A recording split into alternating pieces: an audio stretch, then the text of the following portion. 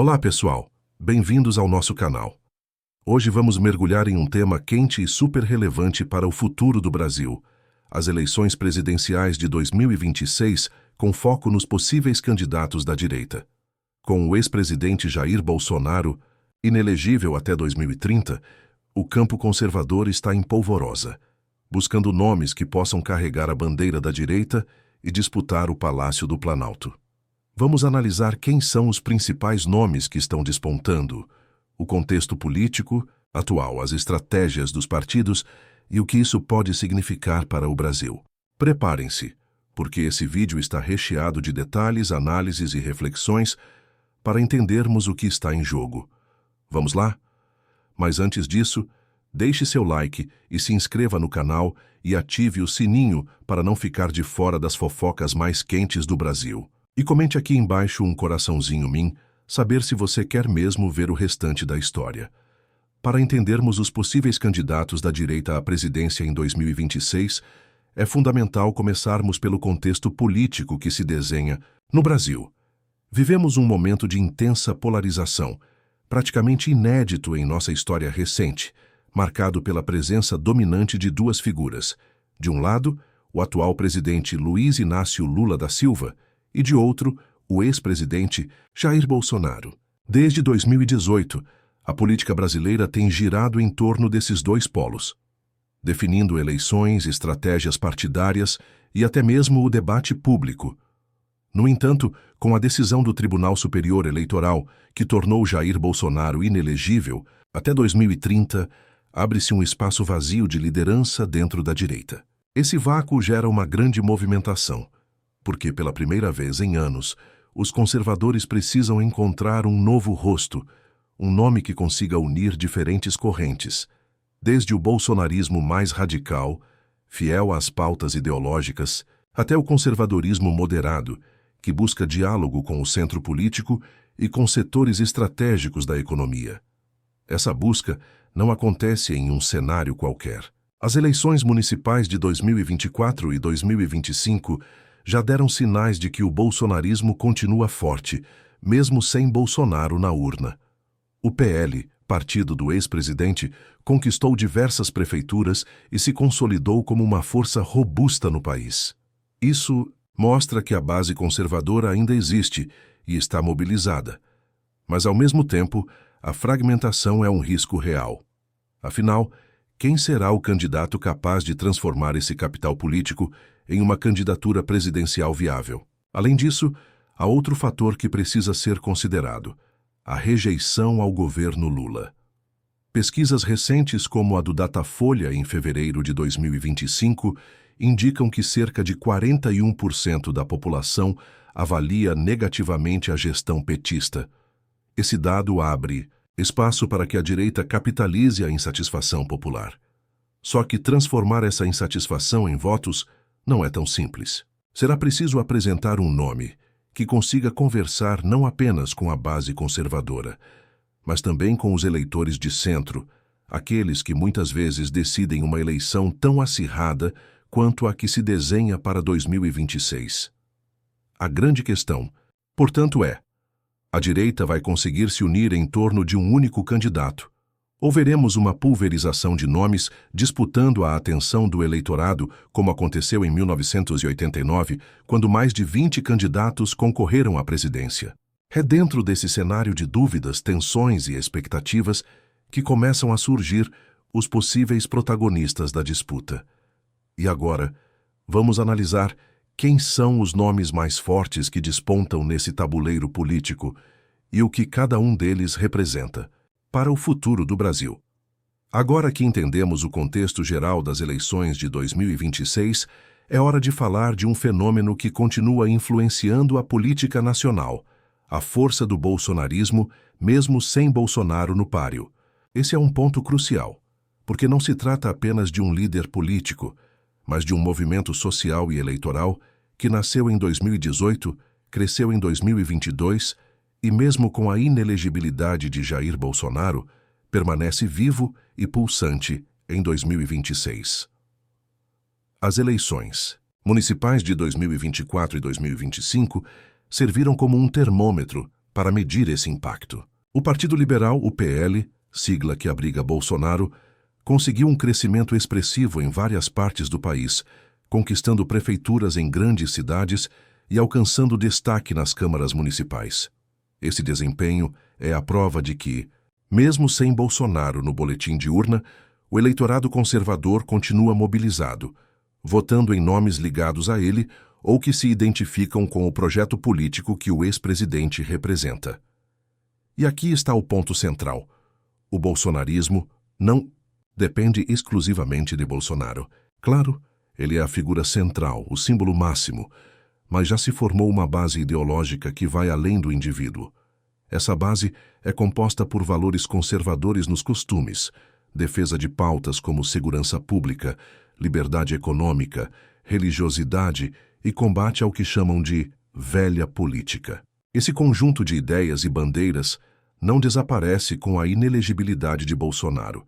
Pelo contrário, ele se mantém como um capital político valioso que pode ser transferido para outro candidato, desde que esse nome tenha credibilidade junto à base. Outro fator que reforça a força do bolsonarismo é a própria presença do ex-presidente como um cabo eleitoral. Mesmo inelegível, Bolsonaro segue sendo uma voz ativa, seja em entrevistas, lives nas redes sociais ou participando de eventos do PL. Ele é capaz de direcionar votos, de indicar nomes, e isso o transforma em uma peça fundamental no xadrez político de 2026. Não à toa, pesquisas de intenção de voto ainda mostram que, em cenários simulados, Bolsonaro aparece com índices muito altos, próximos de 46%, mesmo sem poder disputar. Isso significa que o eleitorado bolsonarista existe e está à espera de um sucessor que represente seus ideais. Mas aqui está o dilema. Até que ponto o novo candidato deve se alinhar com Bolsonaro? Porque existe um risco claro. Quem se apresenta como bolsonarista raiz pode herdar não apenas o apoio da base, mas também a rejeição que Bolsonaro carrega.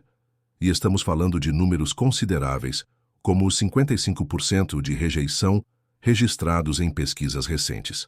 Por outro lado, quem tenta se afastar demais pode perder o entusiasmo da militância mais fiel, que vê em Bolsonaro não apenas um político, mas um verdadeiro líder de causa, ou seja, o bolsonarismo é uma força política que pode definir a eleição de 2026, mas que também impõe um desafio enorme: como herdar os votos sem herdar a rejeição?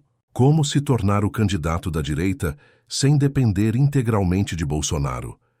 Essas são questões que partidos e lideranças conservadoras precisam responder, e é nesse terreno que surgem os principais nomes que vamos analisar ao longo desse vídeo. Entre todos os nomes que aparecem hoje no radar da direita para 2026, um deles se destaca de forma especial: o atual governador de São Paulo, Tarcísio de Freitas.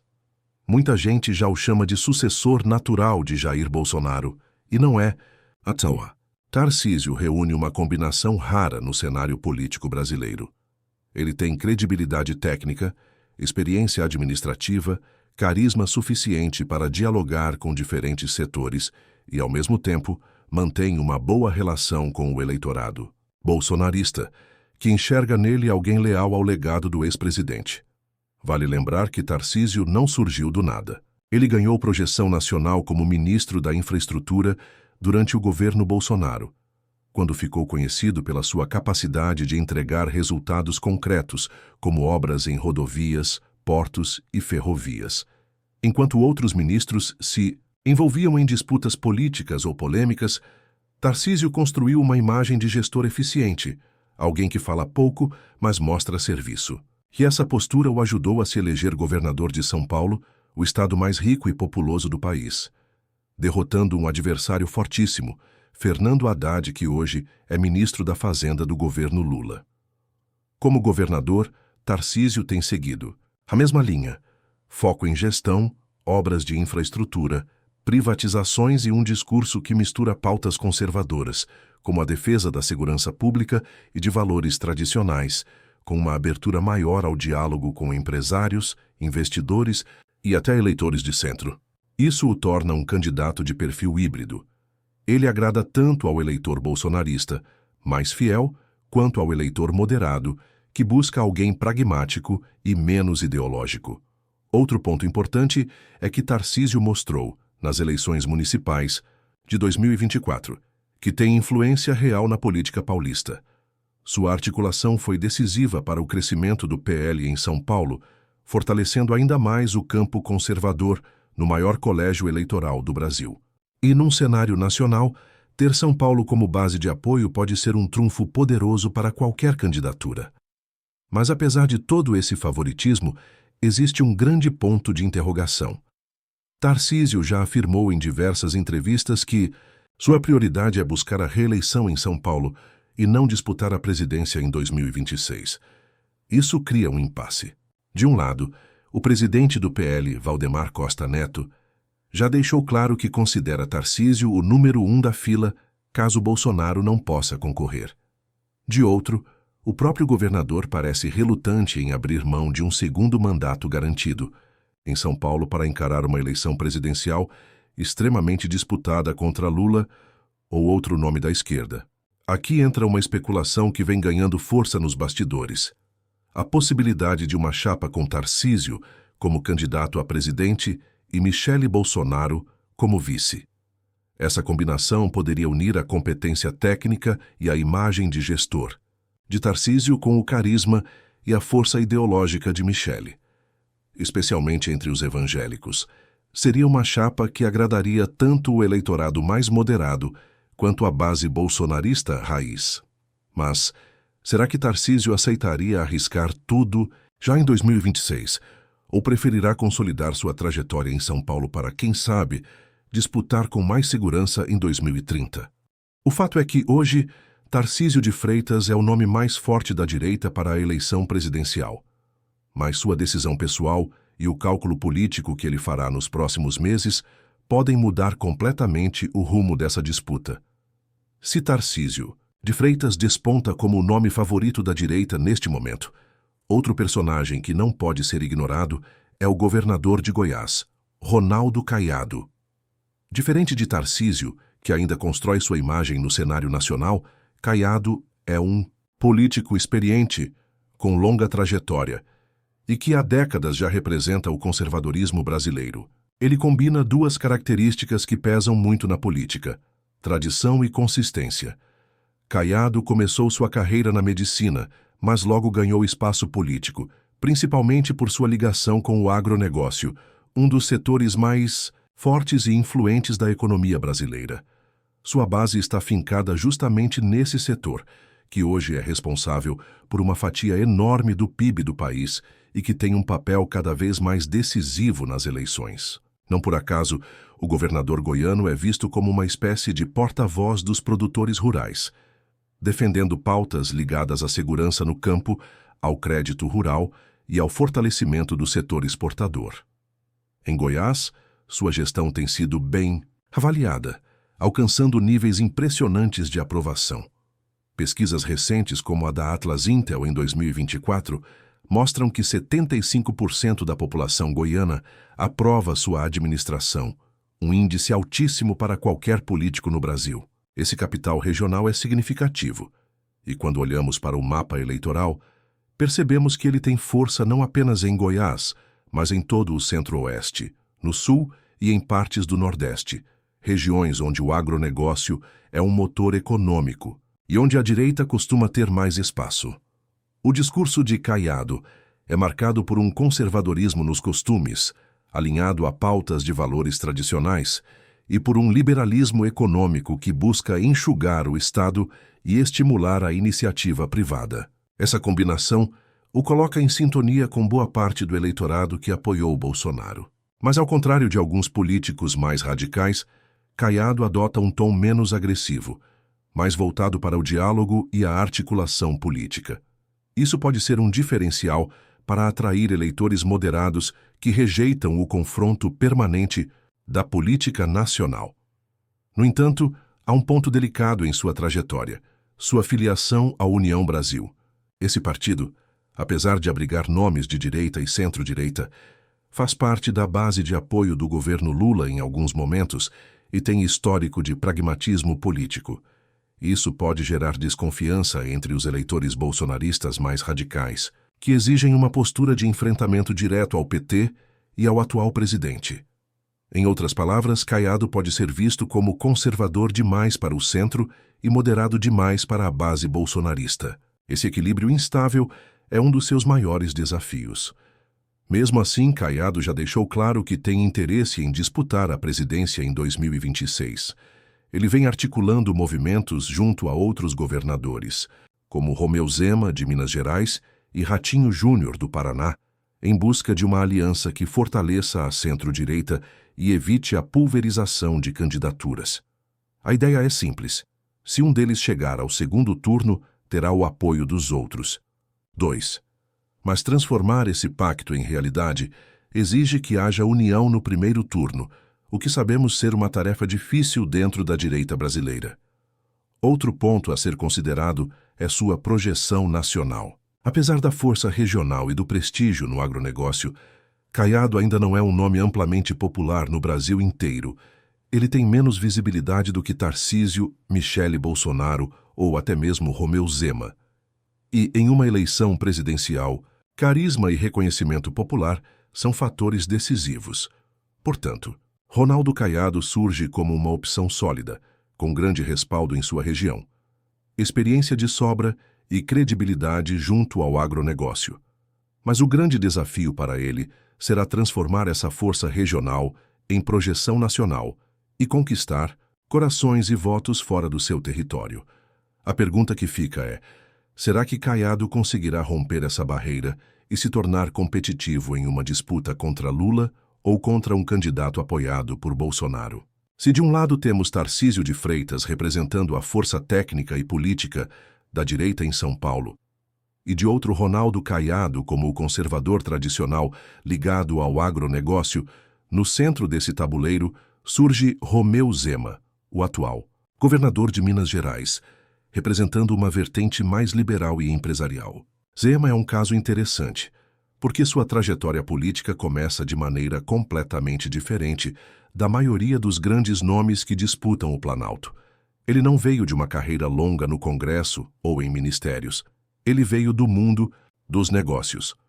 Romeu Zema é empresário, dono de uma rede de lojas que cresceu e se consolidou em Minas Gerais e decidiu entrar na política em 2018 pelo Partido Novo, com um discurso claro: gestão moderna, redução do tamanho do Estado, privatizações e eficiência na máquina pública. Em um momento em que os eleitores estavam cansados da velha política, sua imagem de outsider e administrador deu certo. Ele venceu as eleições em Minas Gerais praticamente como uma surpresa, derrotando nomes tradicionais da política mineira, desde Duenziti. Então, Zema vem construindo sua marca. Sua gestão em Minas tem sido marcada por tentativas de modernizar o Estado, implementar medidas de austeridade e buscar parcerias com a iniciativa privada. Apesar disso, muitas das privatizações prometidas, como a da CEMIG, ainda não avançaram, o que gera críticas de adversários e até de apoiadores que esperavam mudanças mais profundas. Ainda assim, sua popularidade se mantém em níveis sólidos, e mais do que isso, ele conseguiu se projetar como um nome nacional, principalmente por governar Minas Gerais, o segundo maior colégio eleitoral do Brasil e um estado historicamente decisivo em eleições presidenciais. Zema já anunciou que será pré-candidato à presidência em 2026. Diferente de Tarcísio, que ainda demonstra cautela, Zema está disposto a encarar o desafio agora, e isso movimenta o cenário da direita. Ele tem buscado visibilidade nacional, participando de grandes eventos, como a Expo Zebu em 2025, onde fez discursos duros contra o governo Lula e defendeu pautas alinhadas ao agronegócio. Ele também vem tentando se aproximar do eleitorado bolsonarista, embora ainda exista certa desconfiança, já que Bolsonaro declarou em algumas ocasiões que vê Zema mais como um nome forte para 2030 do que para 2026. O ponto forte de Zema está justamente em sua imagem de gestor e empresário. Ele fala a linguagem do setor produtivo, dos empreendedores, dos empresários que defendem menos burocracia e mais liberdade econômica. Esse discurso, aliado ao fato de ser um outsider em relação à política tradicional, pode atrair uma parcela significativa do eleitorado que rejeita a polarização Lula versus Bolsonaro. Mas, claro, também existem desafios. O primeiro deles é o carisma. Zema tem um perfil mais técnico e reservado, e muitos analistas apontam que, em uma eleição presidencial, isso pode ser um problema, já que a disputa exige um poder de comunicação forte, proximidade com o povo e habilidade em lidar com os embates políticos diretos. Além disso, ele precisará responder às críticas sobre os limites de sua gestão em Minas e mostrar que pode ir além de um discurso liberal para se transformar em uma alternativa viável a nível nacional. Outro ponto é a relação com Bolsonaro e com sua base. Se Zema se afastar demais do bolsonarismo, pode perder uma parcela importante do eleitorado conservador, mas, se alinhar demais, corre o risco de herdar a rejeição que Bolsonaro carrega. Esse equilíbrio será crucial para a sua campanha. Em resumo, Romeu Zema representa uma alternativa liberal, empresarial e moderada dentro da direita. Ele pode não ter o mesmo carisma de Tarcísio ou a tradição política de Caiado, mas tem a força de governar Minas Gerais, o discurso do gestor eficiente e o apelo junto ao setor produtivo. A grande questão é: será que esse pacote será suficiente para transformá-lo em um candidato realmente competitivo em 2026? Ou Zema estará apenas pavimentando seu caminho para 2030? Se existe um nome que mexe com as emoções da base bolsonarista e que desperta curiosidade em todo o cenário político nacional, esse nome é Michele Bolsonaro. A ex-primeira-dama deixou de ser apenas uma figura de bastidor no Palácio da Alvorada e passou a ocupar um espaço central dentro do campo conservador brasileiro. Com sua postura firme em defesa dos valores da família, sua ligação direta com o eleitorado evangélico e seu carisma natural, Michele se tornou uma das peças mais importantes no jogo da sucessão de Jair Bolsonaro. Durante as eleições municipais de 2024, ela mostrou a força de sua influência. Em diversas cidades, candidatos do PL que receberam seu apoio direto tiveram desempenho acima do esperado, o que reforçou a ideia de que Michele não é apenas uma figura simbólica, mas uma liderança política capaz de transferir votos. E isso chama a atenção porque, em um cenário em que Bolsonaro está inelegível, alguém que consegue mobilizar sua base e manter viva a chama do bolsonarismo se torna automaticamente uma opção viável para 2026. Pesquisas recentes, como a da Quaest em abril de 2025, apontam Michele entre os principais nomes da direita para a disputa presidencial, empatando tecnicamente com figuras como Tarcísio de Freitas e Pablo Marçal. Isso mostra que seu nome já está consolidado no imaginário político, mesmo sem nunca ter ocupado um cargo eletivo. Mais do que isso, muitos analistas defendem que Michele pode reduzir a rejeição associada ao sobrenome Bolsonaro, justamente por sua postura mais serena e por não estar envolvida nas mesmas polêmicas que cercaram o ex-presidente. No entanto, não dá para ignorar os desafios. Jair Bolsonaro, em declarações públicas, já disse que considera Michele sem experiência para disputar a presidência. Essa fala, além de revelar a visão dele, também expõe um ponto frágil. Será que a ex-primeira-dama estaria preparada para enfrentar o peso de uma campanha presidencial? Afinal, não basta apenas carisma. É preciso articulação política, capacidade de negociação com partidos, preparo para debates e resistência à pressão da mídia e dos adversários.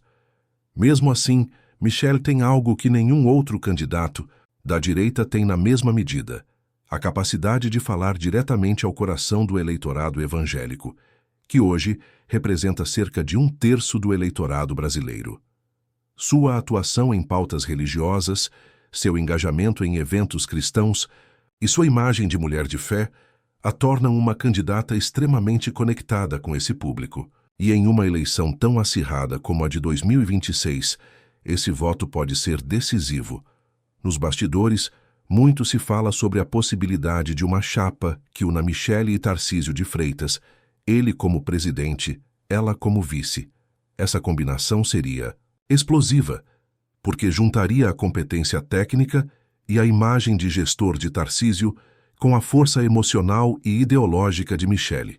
Seria, na prática, uma forma de manter o bolsonarismo vivo sem depender diretamente de Jair Bolsonaro.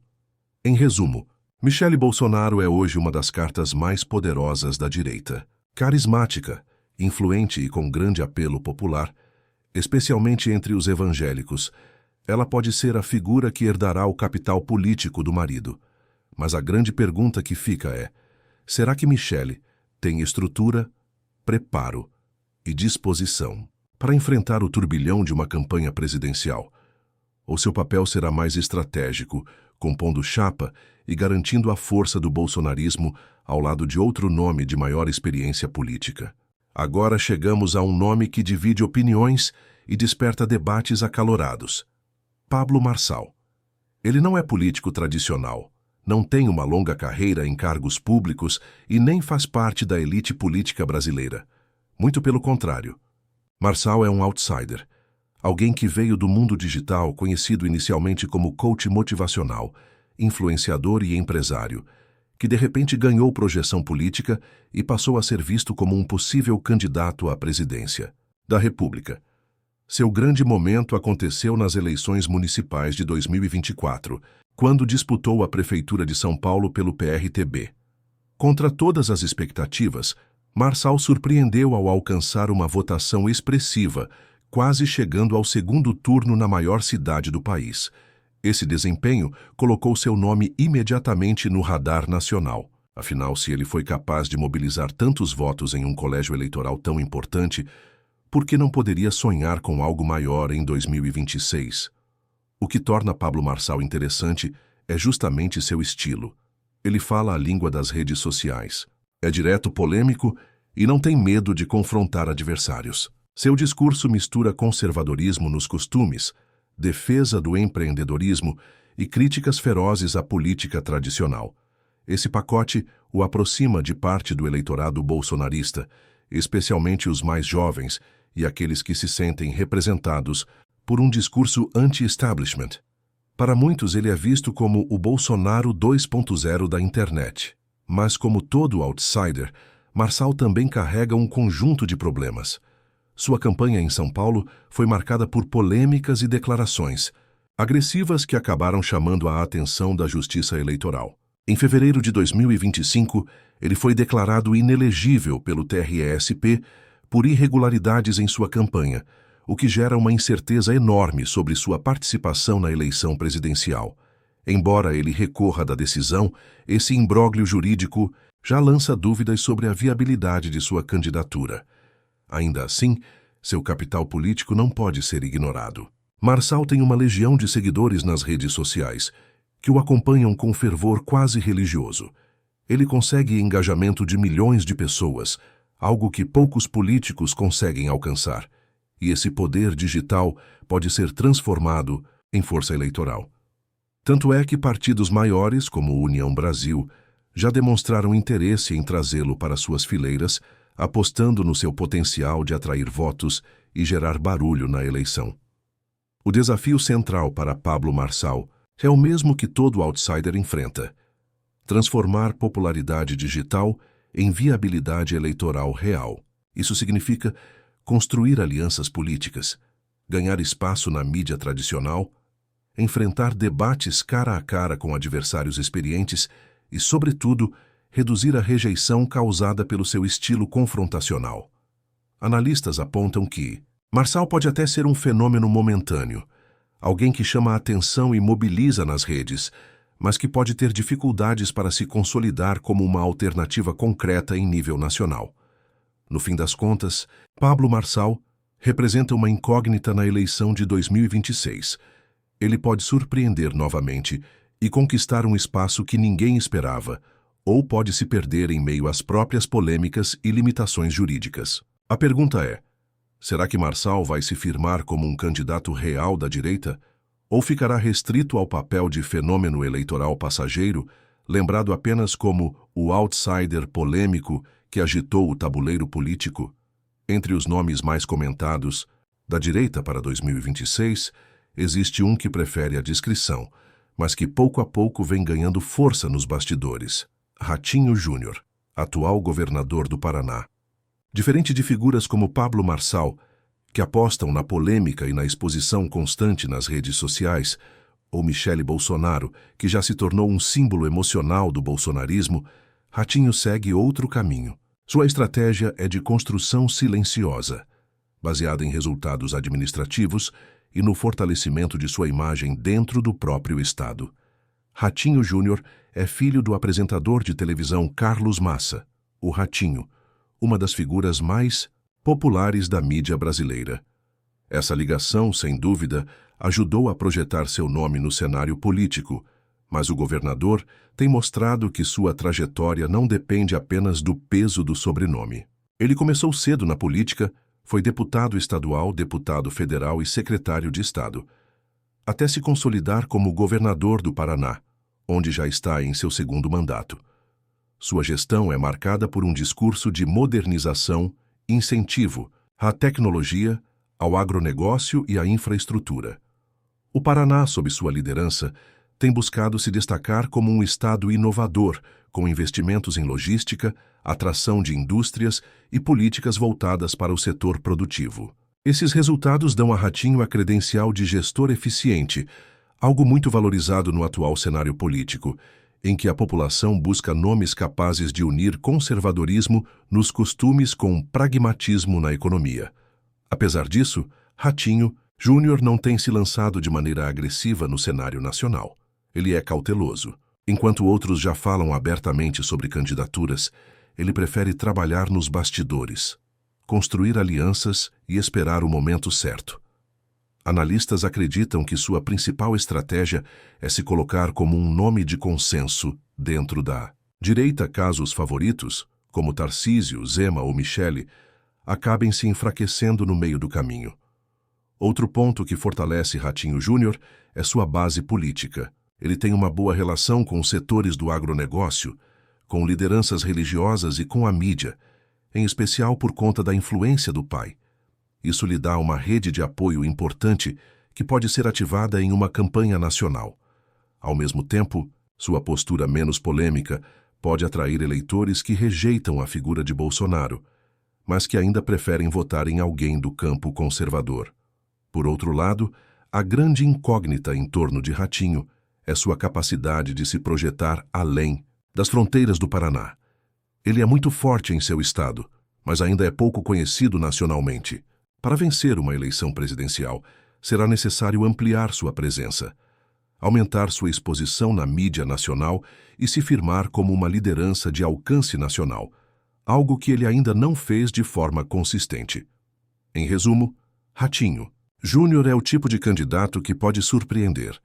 Ele não é o mais barulhento, não é o mais popular e nem o mais midiático no momento, mas reúne atributos importantes: experiência, resultados administrativos, boa rede de alianças e uma imagem que transita entre o conservadorismo e a modernidade. A grande questão é: será que ele terá coragem de dar o salto para a arena nacional em 2026 ou continuará apostando na discrição, deixando para o futuro um voo mais alto?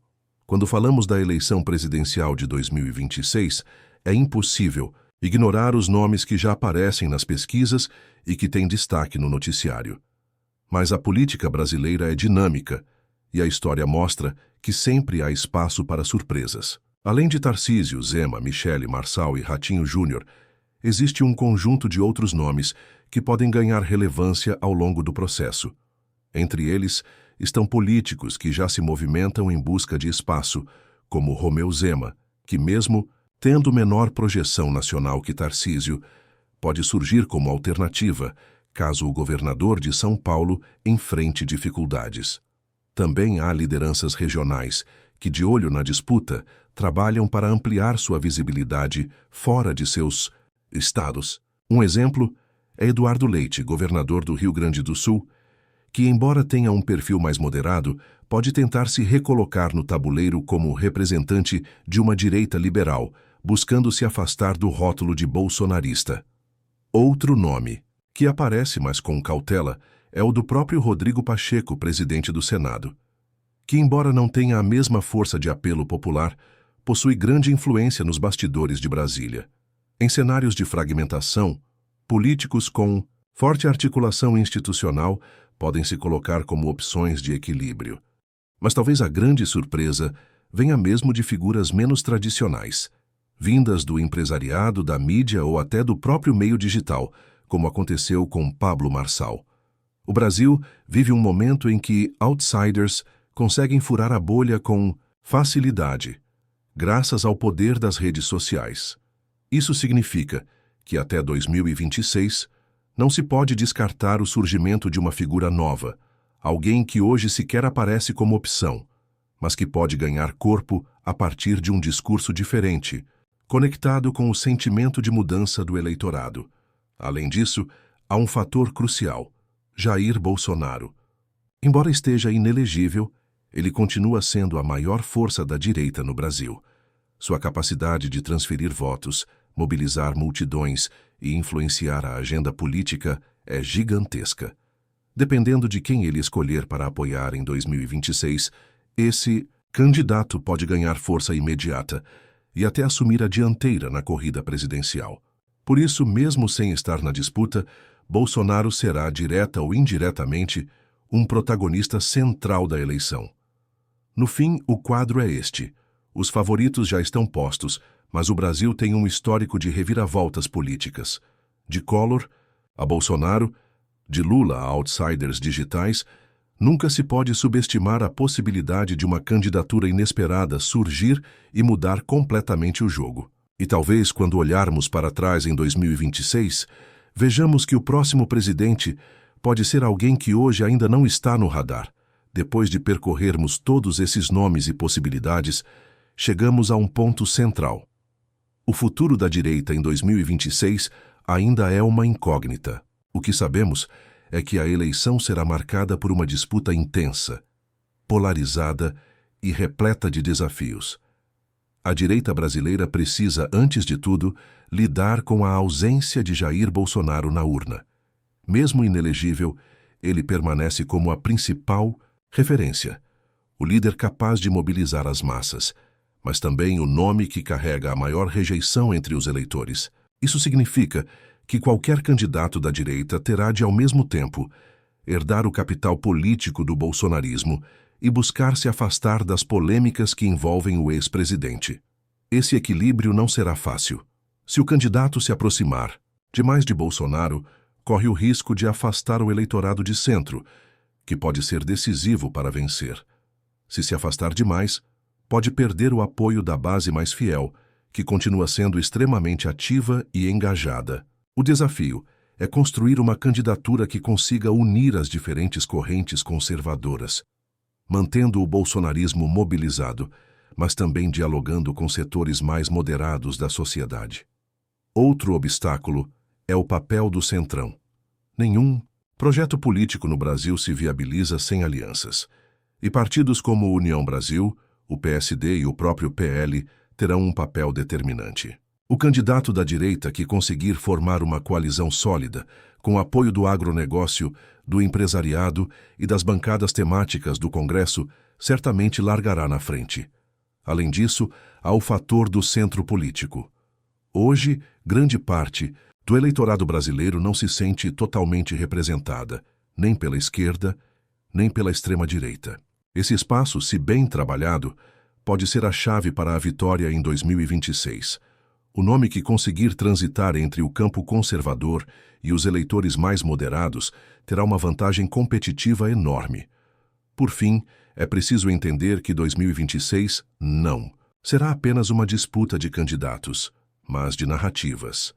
De um lado, Lula e o PT tentarão mostrar avanços sociais e a recuperação da economia. Do outro, a direita buscará convencer a população de que pode oferecer estabilidade, crescimento e valores tradicionais. Quem conseguir comunicar melhor essa mensagem, tanto nas redes sociais quanto na vida real, terá grandes chances de sair vitorioso. No fim das contas, a eleição de 2026 será o grande teste de maturidade da direita brasileira. Será o momento de provar se o movimento conservador consegue se reinventar, apresentar novas lideranças e, acima de tudo, conquistar a confiança de um eleitorado que estará cada vez mais exigente e atento. O futuro ainda está aberto, e uma coisa é certa: o Brasil viverá mais uma vez uma das eleições mais decisivas de sua história recente.